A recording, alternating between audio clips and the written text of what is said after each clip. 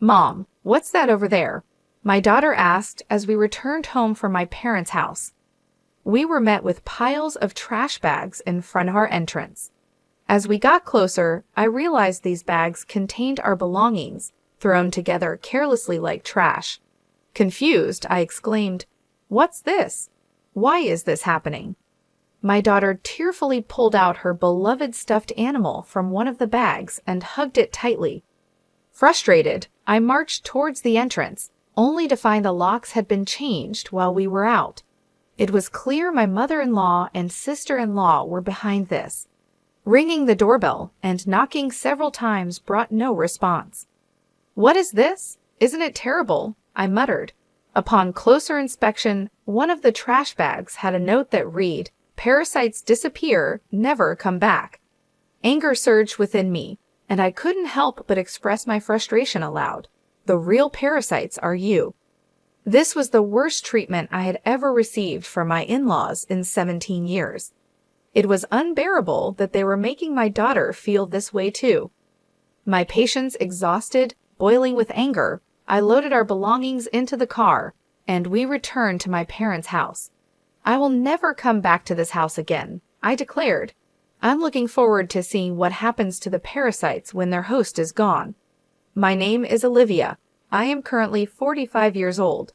I live with my husband, daughter, and my husband's mother and sister. I can't say we live happily. I work from home, but this house is never peaceful. The issue lies with my mother-in-law and sister-in-law, Hannah. They have disliked and ignored me for over 12 years. As my daughter Megan grew up, it bothered me less and less. I mainly work as a personal consultant. I started as a fortune teller, but as my blog became popular, I began getting more questions about attracting customers. This led to my current job.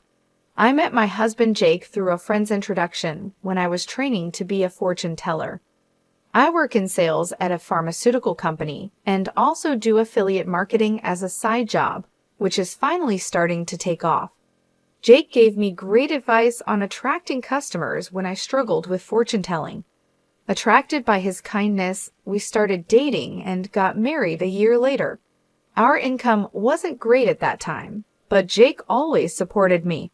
I'm so glad I married Jake. I truly felt this way. Living with my in-laws started about a year after we got married. It began when my father-in-law, who had been healthy, suddenly passed away. My mother-in-law felt insecure about the future and asked my husband to live with us. We agreed to live together in exchange for her taking care of the household chores. At first, my mother-in-law welcomed us and was happy. I hoped we would get along well, but I was wrong. 4 months later, she began completely ignoring me, maybe because she was unhappy that I wasn't helping with the housework. Soon, my sister-in-law Hannah also started ignoring me. I didn't mind being ignored, but my mother-in-law's tendency to involve others was challenging. Not only did Hannah hear about it, but even neighbors and relatives were informed that my daughter-in-law stays at home but says she's working, leaving all the housework to me.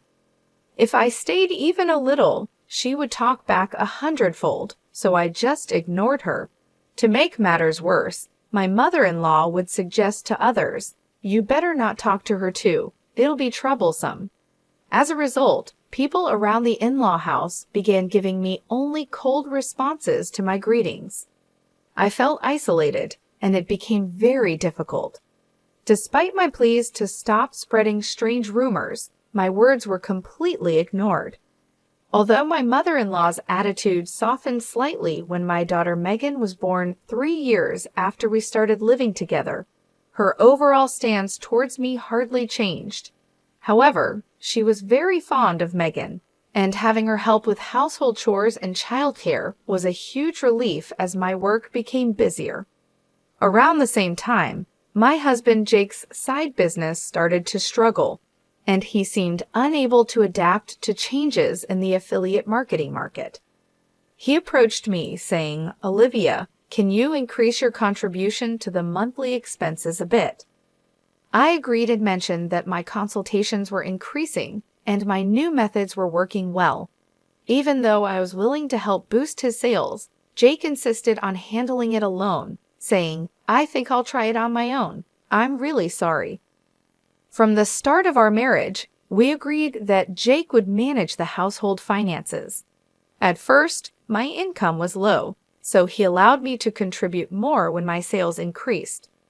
I would transfer money to Jake based on my monthly earnings, and he would give me a fixed amount for living expenses in cash. Initially, I could only contribute $300, but now I could transfer up to $3,000, though not every month. I could contribute more if I dipped into savings. I knew Jake was struggling with his side business, but his pride kept him from asking for my help. He started spending more time at caves after work, coming home later and later. When Megan was about 5, Hannah got married and moved out.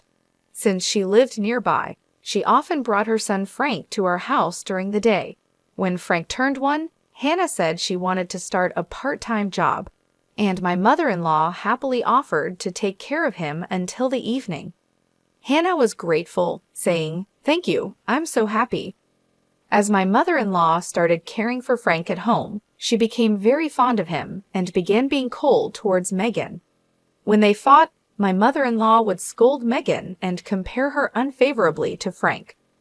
Over time, Megan started playing near me and began to dislike my mother-in-law's behavior.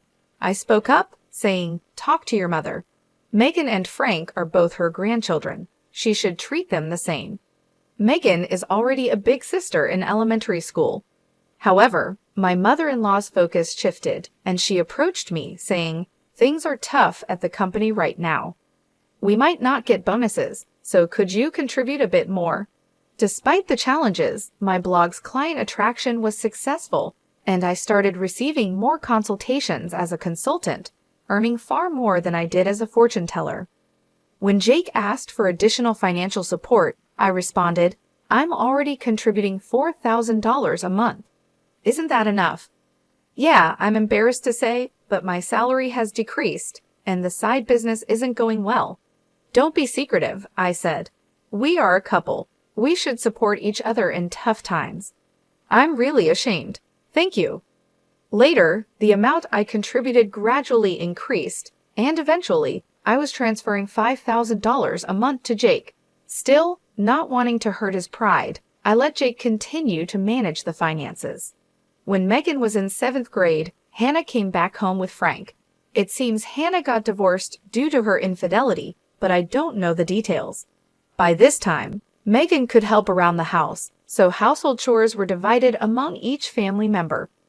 Being ignored by my mother-in-law and Hannah continued, but it no longer bothered me. It's unfortunate that I couldn't give Megan her own room when she started middle school, as Hannah's return meant we ran out of rooms. One night, while discussing which tutoring school Megan should attend for middle school, Hannah suddenly said, "Hey, tutoring is expensive. Why doesn't Megan study by herself? Could you stop making such comments? I'm paying for the tutoring, so it's none of your business." "What? Olivia is paying? Impossible. You don't earn anything. Jake said he's supporting you. You're just a leech, aren't you? Haha, you married him because he has money, right?" "Exactly. Jake told me not to speak ill of Olivia, but that's just shameless." My mind was filled with questions. What does this mean? What has Jake been telling his mother and the others? Jake is the one supporting this house financially? It's about time we put an end to the parasite's lifestyle. I feel bad for Megan, but if we pay for her tutoring, we won't be able to pay my compensation. Not be able to pay? Are you saying our house is paying for your compensation, Hannah?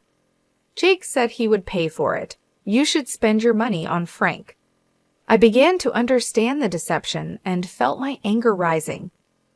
My husband had always managed our household finances, and my mother-in-law had taken care of the household chores and childcare until Megan grew up, so I thought they knew I was also contributing to the household expenses. Is Jake bearing all the expenses of this house, including your living expenses and the compensation Hannah is supposed to pay? Be quiet. It's only natural for a family. You're the only outsider here. not related by blood, and yet you act as if living here is your right. It really makes me angry. I contribute money too. Don't talk back. What you contribute is barely enough for your own food expenses. You hardly have any income, and yet you're so arrogant. I could feel my body trembling with anger. I could see Megan on the side, looking like she might cry. I knew Jake had a lot of pride, but I never thought it would be this bad. In the beginning, Jake was paying for the living expenses and pocket money for my mother-in-law and Hannah, but I had started contributing as well. Now we were living on my income. I needed to talk to Jake properly. Around midnight, Jake came home. He was drunk and seemed cheerful. Can we talk? I didn't know you weren't getting any money from your mother or Hannah. They said you're covering all the expenses of this house. Oh, about that. My bad. It's a matter of pride as a man, you know. When we started living together, I was paying for everything. There wasn't a right moment to say you were also paying, and in front of the family, let me be the eldest son a little, please. Jake, with a light-hearted tone like in a comedy sketch, put his hands together. Oh, that's right. I'm going to Faye this Saturday. I'll be gone for a week. Take care. Faye? Why? I got invited to a pedal in Faye by a friend I'm doing a side business with. I'm going to make it a success, so cheer for me, Olivia. Well, I'm off to sleep. See you tomorrow. My husband lay down on the mat in a cheerful mood and soon started snoring. My anger wouldn't subside, but recently, with Jake coming home late, we hadn't talked much, and I had no idea about this. I thought he was joking while drunk, but on the weekend, Jake really left with a large suitcase. During Jake's absence, I had the freedom to use the car, so I decided to take Megan back to my parents' house. The next day, a shocking event awaited us. Mom, what is that? When Megan and I returned from my parents' house, there were piles of trash bags in front of the entrance. Upon closer inspection, these bags contained mine and Megan's belongings, carelessly packed like real trash. What is this? Why is this happening? I don't understand. Megan, crying, pulled out her beloved stuffed animal from the bag and hugged it. Furious, I headed towards the entrance. Has the lock changed? It seemed that the locks had been changed while we were out. This must be the work of my mother-in-law and sister-in-law Hannah. I rang the doorbell and knocked several times, but no one came out. What is this? Isn't it terrible? Upon closer inspection, one of the trash bags had a note saying, "Parasites disappear, never come back." I felt a surge of anger from the bottom of my heart. The real parasites are you. I couldn't help but let out a swear word. This was the worst treatment I had ever received from my in-laws in 17 years. They weren't just hurting me, but also making my daughter feel this way. I finally lost my patience. Boiling with anger, I loaded the luggage into the car, and we returned to my parents' house. I will never come back to this house again. I'm looking forward to seeing what happens to the parasites when their host is gone. When we returned to my parents' house, they were shocked. I hadn't told them about being ignored by my in-laws, the money issues, or their attitude towards Megan, not wanting to worry them. My parents said, "There's no need to go back to that house. You should claim compensation from them." They cried with anger and told me to stay with them. My mother's words, "You really had it tough," made me cry too. In reality, I had been trying my best all this time. Enough is enough. I finally decided to confront my feelings. While staying at my parents' house, I contacted a friend who had introduced me to Jake. She was connected to Jake's side business friends. "Are you doing well? I want to ask you something. Do you know if Jake's friends are currently in Faye?" "That famous entrepreneur Pedal, right?" I was invited but wasn't interested, so I declined. "Jake didn't go, did he?" "Yeah, that's right. By the way, I heard Jake quit his job and is now managing a business with his wife. You two must be close." "Ah, yes, that's right," I replied nonchalantly and hung up. Immediately after, I called Jake's company. What my friend said was true, and to my surprise, Jake had quit his job 3 years ago. This meant that for the past 3 years, I had been paying almost all of the living expenses for my in-laws. Looking back over the years, I suddenly felt hollow. A week later, I received a laid-back message from Jake saying he was back in the USA. After continuously ignoring him, I stopped hearing from him altogether. He must have heard the news back home.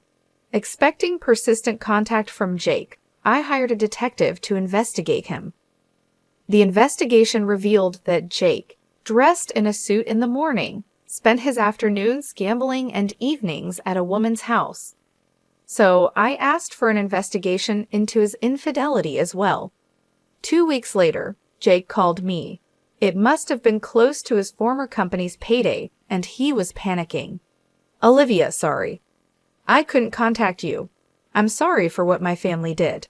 I heard they kicked you out, and I was thinking, why did it come to this? Really?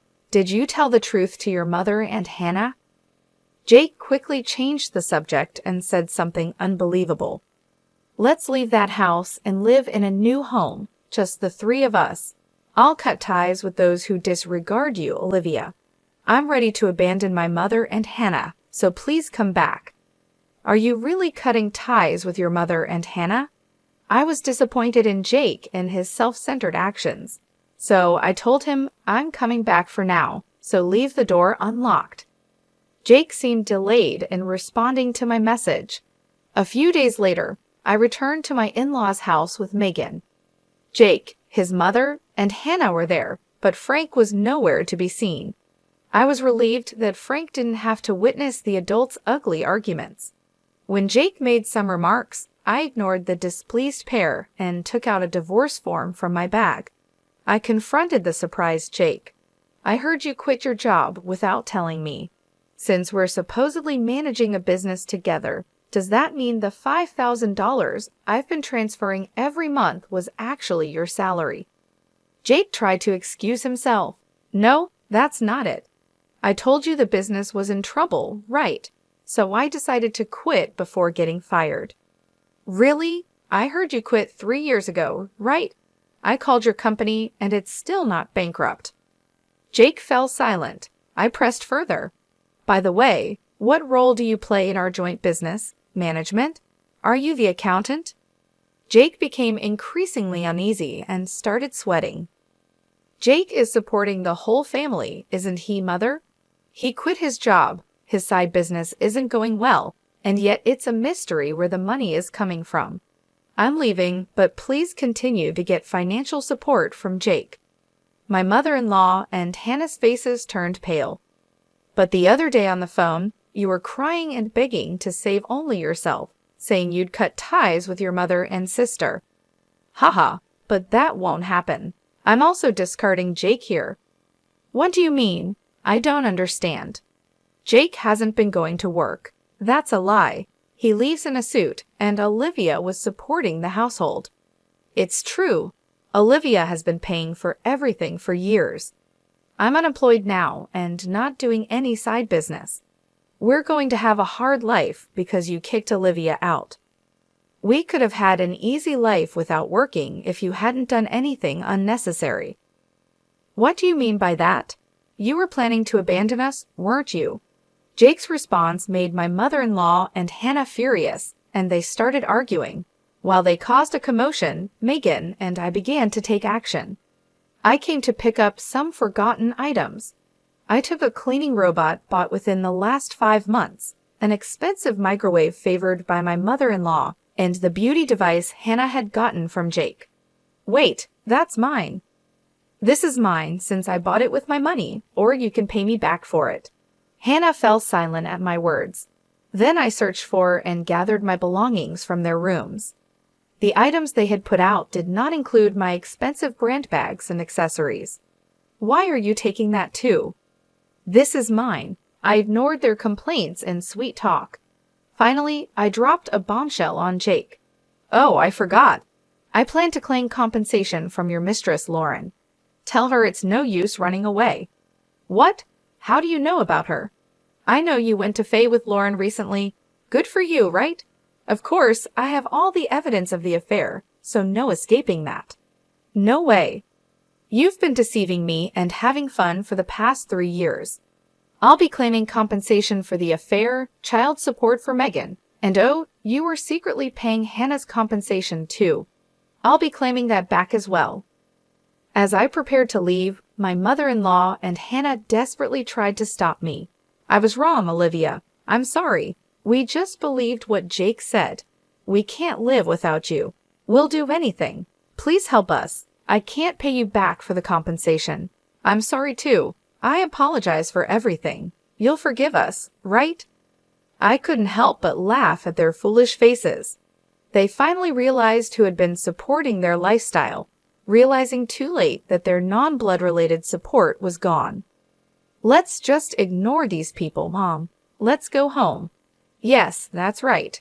Jake, you'll be hearing from the lawyer soon. Please take care of it." Leaving a dejected Jake behind, we returned home with the items we had collected. Later, my divorce with Jake was finalized, and I demanded compensation through a lawyer. I received many apologies and pleas for reconciliation from my mother-in-law and Hannah, but I ignored them all. Surprisingly, there was still some inheritance left from Jake's father. The fact that they had been living off my money without using their own made me angry again.